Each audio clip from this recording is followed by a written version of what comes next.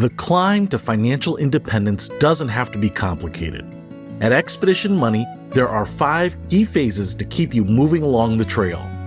First, we must master our cash flow. We can't let money control us. We need to have a reliable income and live in surplus in order to be able to take any steps forward. Moving forward can be a challenge, but we don't want little or big things to undo everything we've worked for.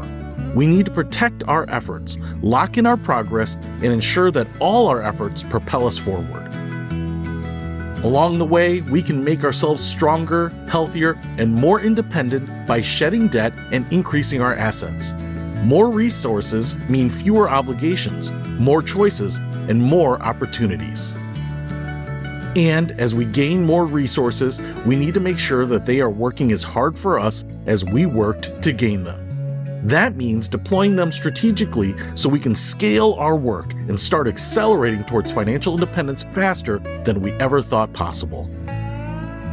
And while achieving financial independence is a moment to celebrate, the greater question is, how do we fully live our lives and make an impact to our community?